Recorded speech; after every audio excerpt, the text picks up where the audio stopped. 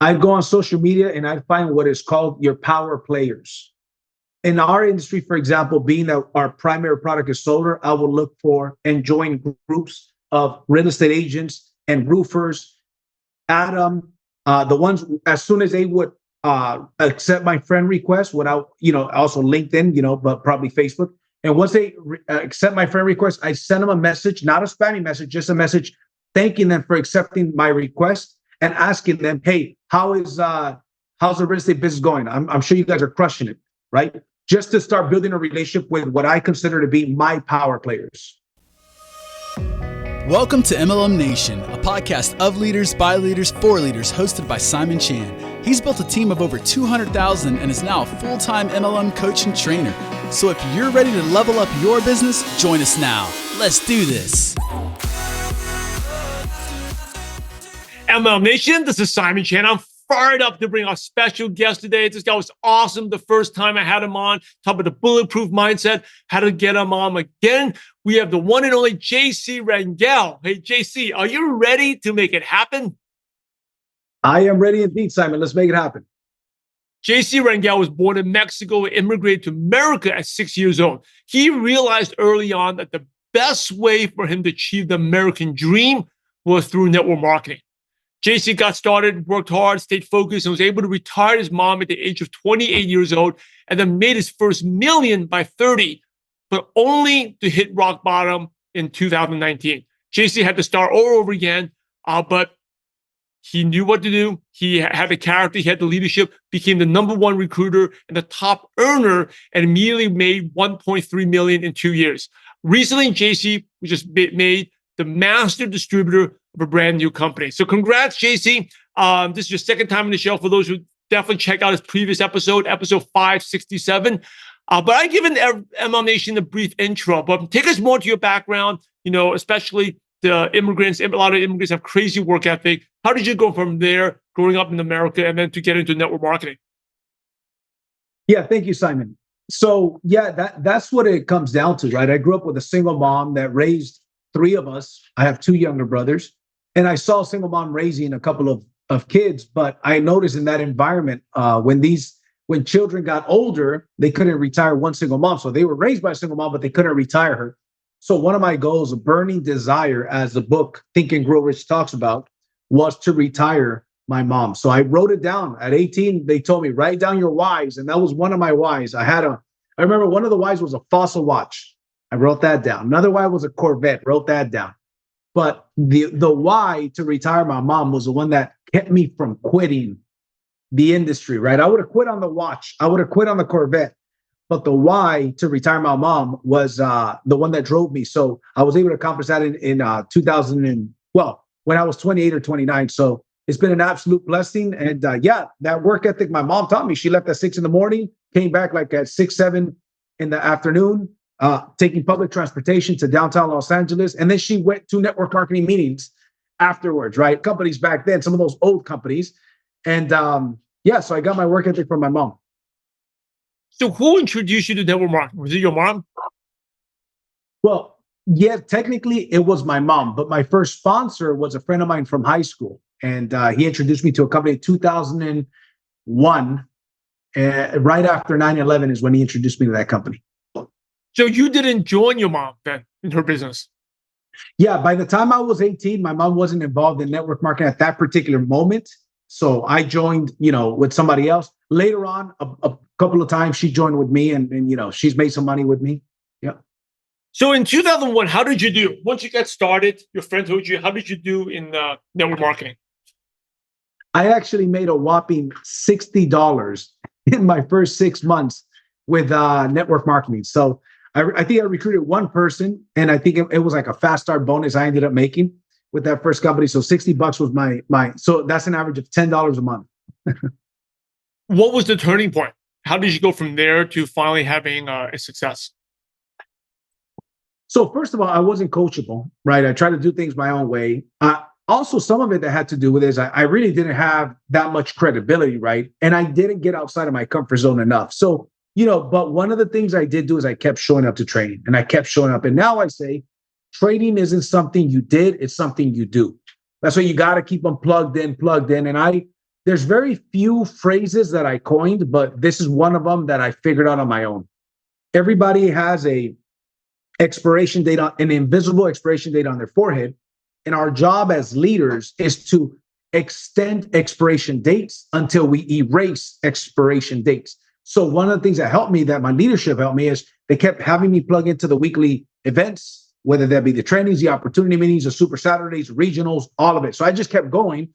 And my sponsor in that first company gave me the Jim Rohn CD, right? Building Your Network Marketing Business.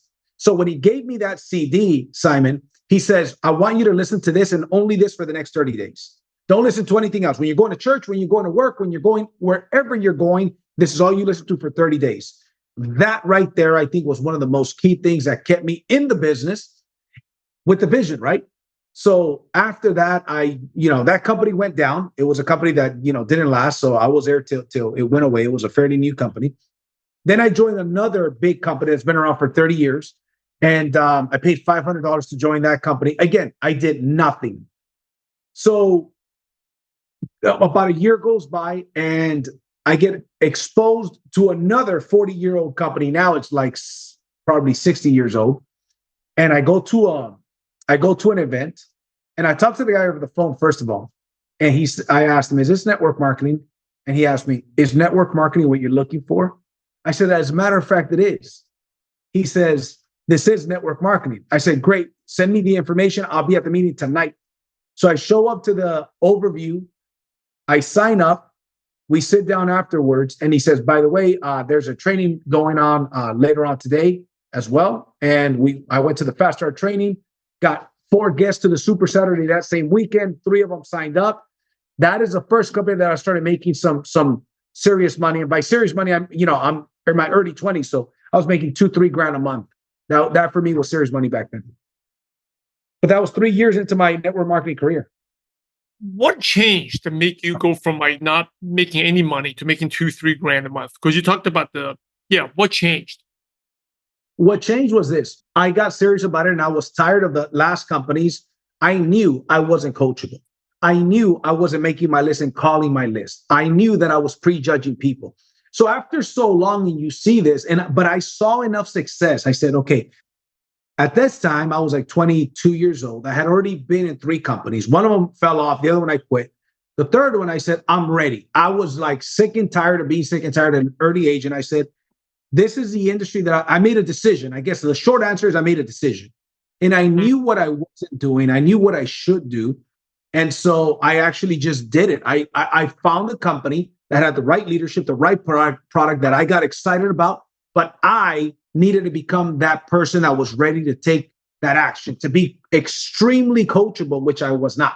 This time they told me, this is what you do, and I just did it. You didn't have to ask me. I just did it because I was that determined to be successful. So the short answer is I made a decision. That's it. I'm going to quit messing around. I'm going to make it happen.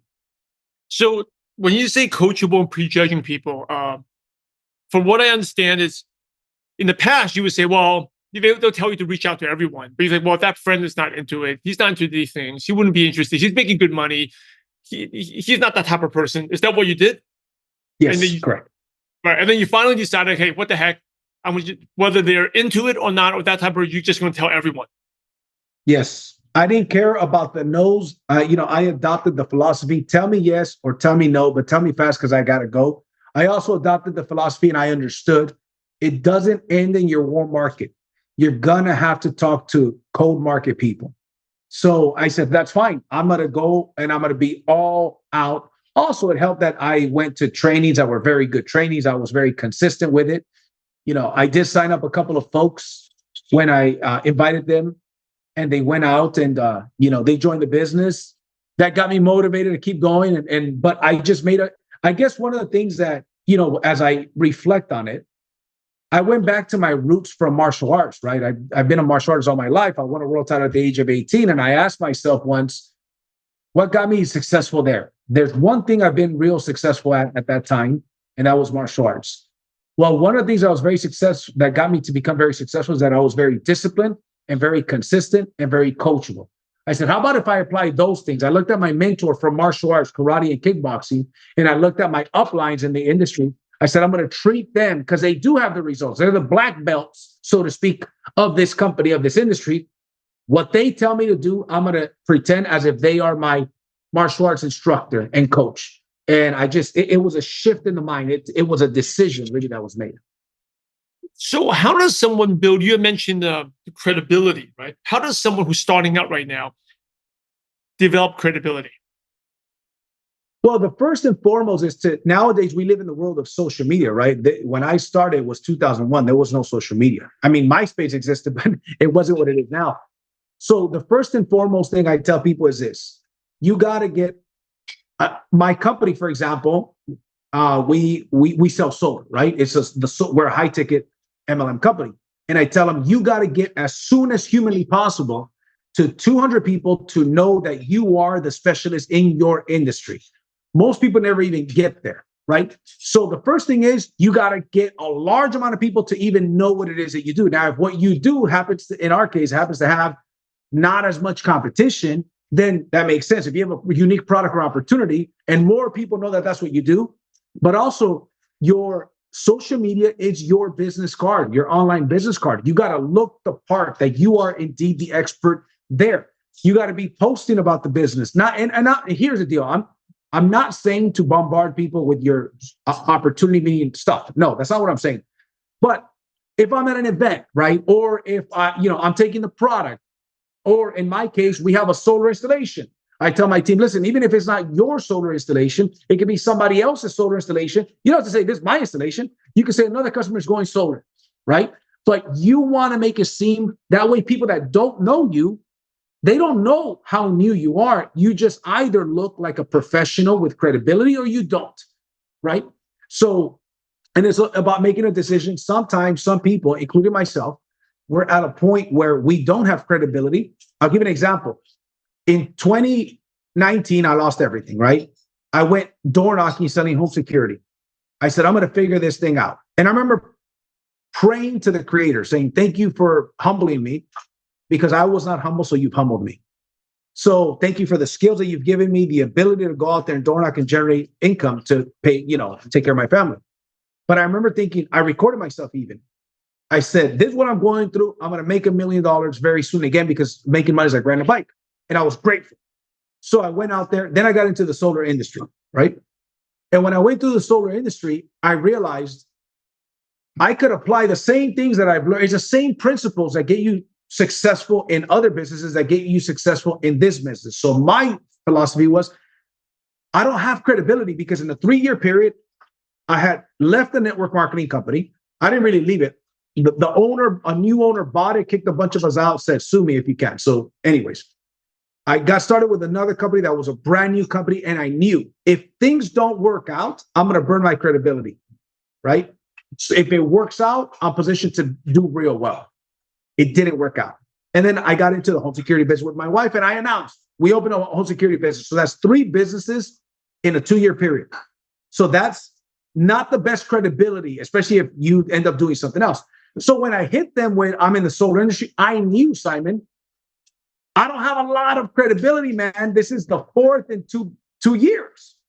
It is what it is. So I started working with cold market people. I started door knocking. I sent a video message to a lot of the people that have done business with me saying, hey, listen, because I just blasted all of these people that I knew that wouldn't even answer my phone call. And I said, it doesn't matter if they don't answer my phone call, because I'm going to talk to new people and I'm going to get new customers and I'm going to build my credibility, but it's going to take some time, but I got to do what I got to do. So I recorded like a 2-minute video that I said, and I still have it on YouTube on an unlisted link that said something along the lines of this. I said, hey, if you're receiving this video, just want to let you know that I am in the solar industry and this is what I'm going to be doing for the next 15 to 20 years. Okay. And I'm super excited about this. Now, I know that I don't have the most credibility over the last 2 years because you guys have seen me do a couple different things, and that's okay. I'm not necessarily asking you to send me business. The only thing that I am asking for is that you keep an eye on what I'm doing, because I am very, very serious and committed about this business, and I'm going to go out there and I'm going to make it happen. So anyways, keep that in mind. I hope you guys have a good day, blah, blah, blah. It was like a 2-minute video. So I sent it to these people, and it was like a non-threatening thing, right? And I wrote something along the lines of, hey, here's a message for you. Please watch this video. Special message for you. 2 minutes. So people started messaging me back, say, hey, I respect that. I know that you've fallen on some hard times. I respect that. But they kept an eye on me because I knew I'm going to show them the consistency. I'm going to show them me working, meeting with customers, doing the thing, being that specialist in that area. And then about, 6 months, a year later, some of those people started sending me customers. Some of those people started asking me about the business, joining my business, et cetera, et cetera, et cetera. So everybody's in different stages. It takes time to, and the last thing I'll say on that is this. I think it's Warren Buffett that says it takes a lifetime to build a good reputation, and it takes an instant to destroy it, right? So I kept that in mind as well. That's great advice. So at the meantime, you're reaching out to co-markets who don't know about your past, right? Obviously, you have a lot of success mindset. You're well-spoken, people respect you. And then you got your warm market to follow you, right? And just watching you. And I love that how you shared about the video, because we're ultimately selling vision, and you're very passionate about the vision. And you're just non-salesy. You're not asking them to buy. You're just asking them to watch you. Yes, absolutely. Matter of fact, it's a blessing in disguise, because I learned a script that's a non-salesy script that I started teaching my organization. So I was still able to recruit a couple folks, but a lot of people that normally would follow me would not follow me. And I understood them. I said, I get it. This is because of me. I am the reason why. But it's okay. I cannot unscramble scrambled eggs, right? So this is what I have to work with. I'm going to go ahead and work with this, and let's go out there. And I think one of the mistakes that people make is not managing their expectations or their people's expectations. For example, even if I sign somebody up and I make it seem like this business is super easy and I don't mention about the rejection, I'm not managing their expectations right. So I manage my own expectations, knowing I'm going to have to go co-market a whole lot. I'm going to have to get creative. And eventually, once I experience some results, then some of these older crowd people that what I mean by older crowd is people that worked with me in the past, they're going to start to pay attention to what I'm doing, because I rebuilt some credibility, and they see, okay, he's serious about it. He's not just over here doing something else, right? Because it's not like me to be here and here and here. It was circumstances that put me to where in a 3-year period, I had 3 failed businesses, and it is what it is. What would you consider to be your worst moment in the profession? Off the top of my head, Simon, was that I've made millions in the industry. And then it came to a point in 2019 where I saw I lost a lot of money in the crypto crash. I lost a lot of money in other investments. I had a network marketing company that sold to a new owner. They went from a 3-legged company to a binary, and he put everybody on one leg from our team. So my check went to zero. He basically said, hey, man, sue me, right? And that I had a good passive income there. That was enough to pay my bills, right? And I had tried some traditional businesses. So in 2019, when all of that was gone, that was like the last leg to stand on. It couldn't have happened at a worse moment. Probably that time. And then I remember thinking, I've got people that went out to become real estate agents or real estate brokers or insurance or whatever, that till this day call me their mentor. That till this day they address me as their mentor, and that I helped them out so much. And I look at what they have, and I'm happy for what they have. I'm grateful for them. And I say to myself in 2019, what do I have to show for all of these years in the industry? And I'm broke. I'm back to broke. Well, what I do have is I have my health. I have my beautiful family, and I still got the skills, the air in my lungs. I can talk. I've got these skills. And I always preach that once you learn how to make money, it's like riding a bike. You can do it over and over again. It's time for me to prove it. Instead of feeling sorry for myself, not once did I feel sorry for myself, not once did I feel depressed or anything like that.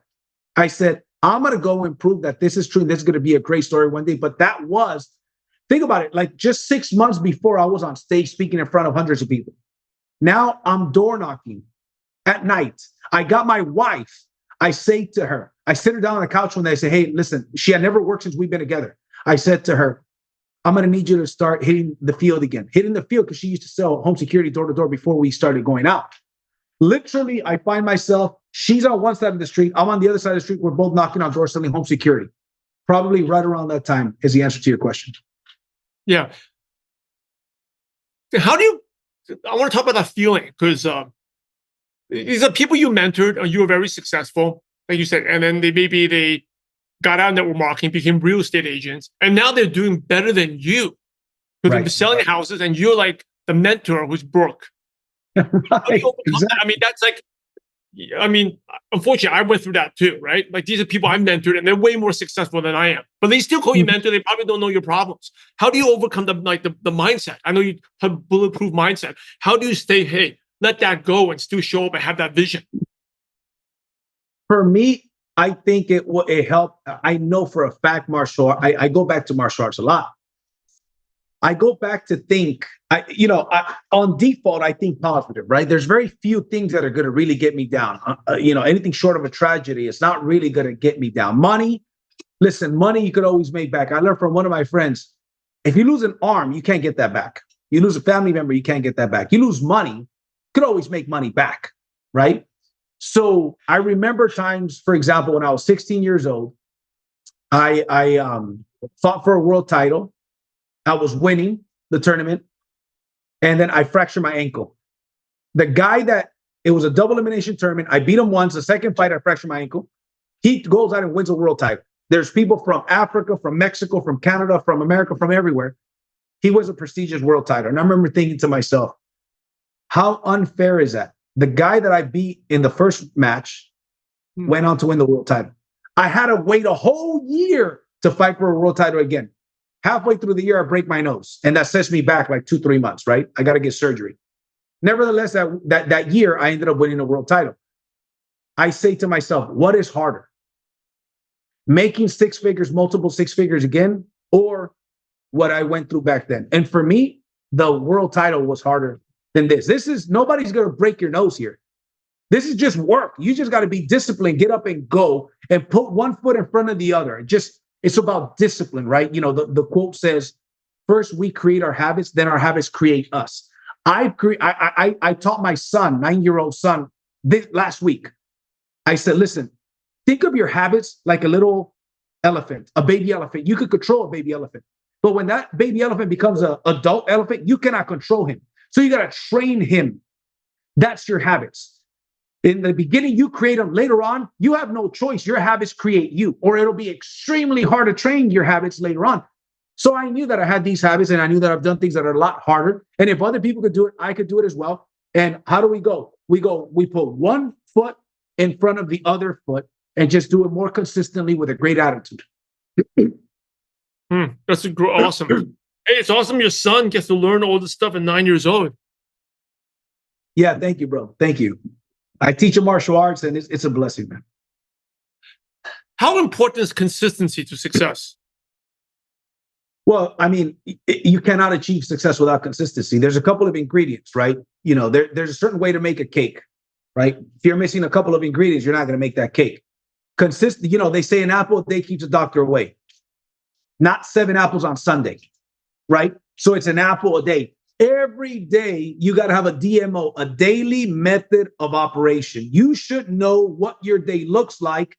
And here's what I teach my team. And I've got different groups of people, right? There's a leadership group of people that really want to go after it.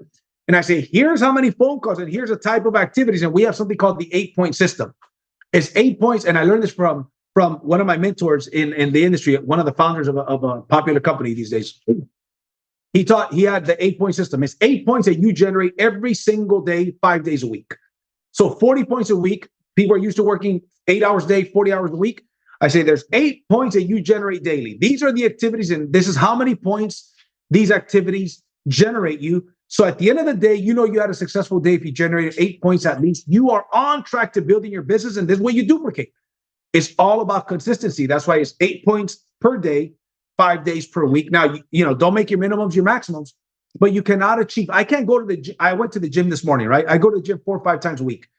I cannot go to the gym on Sunday for 4 or 5 hours and expect to get the same results. Your body can't handle it. You got to spread it out consistently and persistently over an extended period of time. What are those 8 points from that 8-point system? So, for example, some of them are getting on a training, right? So we have trainings throughout the week, right? That's 1 point, right? Prospecting somebody, whether they say yes or no, that gets you a point. Getting somebody to a meeting, whether it's a webinar or a live event, that gets you 3 points. Making a sale gets you 5 points. Getting a recruit gets you 5 points, right? Doing personal development daily, that equals 1 point. So there's a bunch of them, right? There's like 10 different things, and they range between 1 and 5 points. And we also teach people it's not about your 8 points. Yes, your 8 points are important because people will do what you do, not what you say. But it's about when you have 100 people in your team. Imagine if you have 100 people in your team generating 8 points. Now people start to see the vision, and people are not going to do what you don't do. You got to be able to tell your team, watch me, watch me. You've got to be the example. You got to show it. So people generate and show on the groups that we have. I got my 8 points. I got 16 points for the day. I got blah, blah, blah, whatever the case may be, but 8 points daily. When you're going through a tough time, how do you stay consistent? Do you have any routines or things that keep you consistent? Yep. Again, one of the many things I've learned from mentors in my career is master the mundane. I have a system that I follow. My days are pretty much the same. They start at like 6:30 or 7 a.m. I take my son to school. I hit the gym. And then, for example, Mondays, I got 10 a.m. training, 11 a.m. sales meeting, right? Then, throughout the week, we've got Tuesday and Thursdays opportunity webinars at 5 and 6 in Spanish and in English. So there's a certain amount of phone calls. There's 8 points that got to be generated daily. And full-time people should be generating like 12, 16, 20 points a day. Depends, right? So I have a DMO daily. I know where I'm supposed to be. I have my days that I meet because we do high-ticket sales. It's not just recruiting. We also have sales involved, like independent sales, right? That have nothing to do with recruiting. So part of it is project management. We manage the sales. At any given point, I've got 50 to 60 sold solar deals that I sold myself. Why can I close so much? With my prior solar company, I was the #1 all-time sales leader as a rookie. You had 12-year solar veterans that couldn't come close to the sales that I was making or my team was making. Why? Because they're chasing, first of all, they don't have a DMO. Second of all, they're not team building. I'm selling through my warm market. So because I'm a team builder, I recruit. A lot of sales come from those recruits. A lot of warm market sales come from those recruits. So anyways, it comes from the daily method of operation. Like if somebody wanted to find me, there's certain places that I'm going to be consistently and persistently always. I master the mundane. Hey, you've been awesome. Thank you so much. As we go towards the end of the show, JC, some quick questions to pick your brain. The first one is, what is one of your favorite success quotes that motivates you? Oof. Here's one most recently that I love. You cannot control the outcome, but you can control the output. I can't control whether you're going to say yes or no, how many sales, but what I could control is my actions on a daily basis. I can control how much of that goes out. How much is my output? I can't control the outcome, but if I have enough output, the outcome will be a good one. What's one habit that's helped you become successful? One habit is for our industry is you personally prospecting. I mean, I know we talk about promoting investment, personal development, all that is necessary, but you got to prospect, whether it's sales or for recruits. You got to be consistently prospecting. What's the best piece of advice you ever received? I'd say right now, off the top of my head, would be to think bigger, faster. What's your favorite prospecting tool? So say I'm a qualified prospect, I'm interested. You sit down with me, do a one-on-one, do you do a Zoom first? You send a video, a personal video? What do you like to use? I have personal videos that are easily sent and duplicated, right? So the one I use the most is a pre-recorded presentation of the video. We have a 3-minute sizzle video that piques their interest, like a sizzle call back in the days, and then a designated opportunity presentation video that I get people to watch, and that's what I sign up the most people with. What's your favorite app on your phone that's not a social media app? My favorite app on my phone, probably Spotify. When I'm at the gym, I'm listening to music and podcasts, so Spotify. I've listened to you on Spotify, as a matter of fact. I appreciate it. What are 2 or 3 books you could recommend to ML Nation? I recommended one this morning. It is Making My First 10 Million. It's a prospecting book, short book. Then Building an Empire by that same author. And you said network marketing books, right? It could be any books. Oh, okay. And then the other one, I would say The Science of Getting Rich by Wallace Wallace. Awesome classics. And the other ones is by Brian Carruthers, a legend in this profession. That's right. Here's the last question, the $1 million question. You ready? Yes. So imagine you had to start all over again and you knew no one. So your contact list was zero. You didn't know your son, didn't know your wife, but you had all your current knowledge, skills, and wisdom. What's the first thing you do or the first place you go to find prospects and build a network marketing business from scratch? I'd go on social media and I'd find what is called your power players. In our industry, for example, being that our primary product is solar, I will look for and join groups of real estate agents and roofers. Adam, the ones as soon as they would accept my friend request without, also LinkedIn, but probably Facebook. And once they accept my friend request, I send them a message, not a spammy message, just a message thanking them for accepting my request and asking them, hey, how's the real estate business going? I'm sure you guys are crushing it, right? Just to start building a relationship with what I consider to be my power players. That's awesome. Hey, thank you so much. As we wrap up, any last words or advice? And then what's the best way our listeners and viewers can connect with you, JC? Thank you, brother. Yeah, the last piece of advice would be, be consistent and decide what it is that you want, right? Like I said earlier, if your goals are not big enough, if your goals don't scare you, they're not big enough, right? So think bigger, faster is what I'm getting to. When I started to think bigger, faster, like how's that going to happen? It's none of your business how it's going to happen. You just got to set it out there, write it down, make it clear, and go and put one foot in front of the other. That would be the advice that I would give. And then obviously you got to, in order for that to become a success, you've got to be consistent and stay in. One of the things that people do, one of the mistakes that people do is that they'll be temporarily motivated. We live in a world full of temporarily motivated people. And the winners are not temporarily motivated. Despite good days, bad days, there's good days, there's bad days, there's okay days, but it doesn't matter. They keep the same energy regardless of good, bad, or indifferent days, right? So that would be my recommendation. And then the best way people can connect with me is on Instagram. My handle is JC Rangel Mindset. JC Rangel Mindset. And then Facebook, they can find me if they search JC Rangel as well.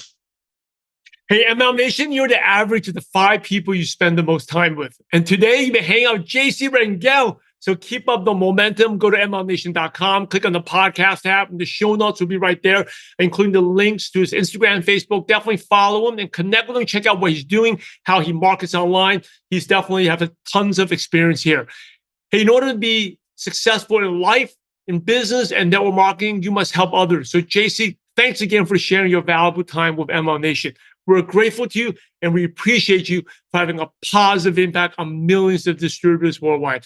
Thank you so much, and God bless you. Thank you, my friend. Hey, ML Nation, Simon here. Recap, a great show from JC Rangel. When we talk about attraction marketing, right, attracting people, it's like people buy who you are, right? And I love this episode. It's like even if you haven't had much success yet, you're stuck. You can. I think that was great advice from what he did. It's like people buy vision. We're in like the dream selling business. Ultimately, we're selling dreams. You're watching this on YouTube or you're listening to this because you're network marketing because of a dream. And that's what we're selling, right? But sometimes when you burn off your warm market too much, like the way JC did, he had all this success and lost it. He didn't ask those warm markets to follow him again, but he knew the key was the cold market. But he also understood that it's about how confident you are with a vision. If you look at any entrepreneur, they failed more than succeeded. But what they do is they're always very confident in vision. I love what he shared, like creating a 2-minute video, letting people know about it. Say, hey, you know what? You don't need to join. You don't need to buy. But I just want you to know this is my vision. I'm excited about solar. I'm excited about this. And just watch what I do, right? And when you show up with confidence, again, it's not what you say, it's no matter how you say it, people notice. And they may not join right away. But I always believe everyone will eventually be a customer, join, or give you a referral, right? That's my 20 years in the profession. Everyone, they may not join now, they may not join tomorrow, but everyone eventually will join, be a customer, or give you a referral because they watch what you do. And consistency. You always talk about how to convince people. You outlast them by showing up every single day. JC talked about the 8-point system, right? How you have to stay consistent. You got to have that routine, because without it, then people are not going to believe you, right? And for him, he didn't have success right away. He was young. He got started. It was like 3 years into the business, and it's about being coachable. And that was another main point there. I don't know if you got it. Like a lot of times people are like, I got to find my best person, my look for good people. You don't know who good people are. I've been doing this for 20 years. You never know. The person that you think, wow, that's a great prospect. That person may just have like a big family issue right now, personal issues, and not interested. Or the person that thought, he has tons of money, everything's good, may have some type of financial disaster, got laid off, or another business suffered, or the economy's changing, right? Or something happened with the family, and now they're open to the business. That's why never prejudge. And that's a big part of coachable is you let everyone know. You're not there to convince people, but you got to let everyone know about what you're doing. Now, it's just like if you had $1 million business, you wouldn't just hold it to a couple people. If you opened like a restaurant, you just won't share it with only certain people. But you let everyone know about it. Even the ones who are not hungry, you let them know, I have a new restaurant. Let your friends know about it. And if you struggle to do that, it's your lack of belief. You need more training and working on yourself. Okay. There's a lot of notes I took here, but the amazing thing is that, he went through up and downs, and that's part of the journey. And I think if you can build it once, you can build it again, right? If you can build it once, you can build it again. And it's working inside the personal development training, learning to go fast, learning to think like a successful person, focusing on where you're going instead of where you're at. For someone like JC, easy to give up, right? Doing this for so long and just not working out, right? But hey, he stayed with it. So anyway, I can go on and on. Great stuff. I think it'd be better if you follow JC, see what he's doing. He's got through a lot of struggles, a lot of successes. Even the last time I interviewed him, go check out his show, episode 567, has achieved amazing things since then. Just hit a big milestone. I didn't share it on the show, but now he's the master distributor for company. Really exciting stuff for him.